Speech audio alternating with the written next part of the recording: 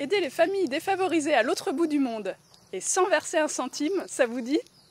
Eh oui, c'est possible, et ça s'appelle le microcrédit.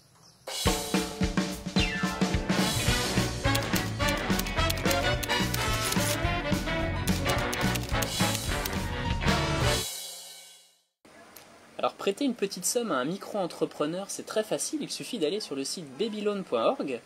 Donc je sélectionne le projet, la somme prêtée, et je serai remboursé dans quelques mois. SEDA au Vietnam est un organisme de microcrédit. Il se sert de l'argent prêté via Babyloan pour financer les projets de ceux qui n'ont pas accès aux banques. Il s'agit bien souvent de petits commerces ou de petites exploitations agricoles. Acheter quelques poulets de plus permet de subvenir aux besoins de la famille.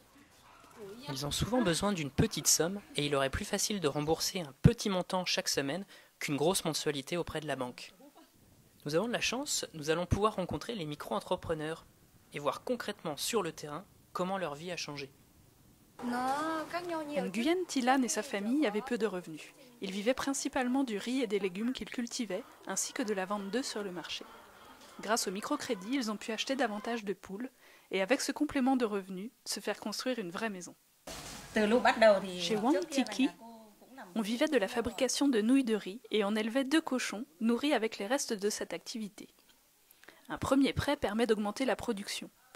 Grâce à un deuxième, une porcherie est installée qui héberge maintenant 7 porcs. Une belle réussite pour la famille dans laquelle tout le monde met la main à la pâte. Comme une banque, SEDA a besoin de garanties d'être remboursé. Dans les projets sélectionnés, 97% des micro-entrepreneurs sont des femmes.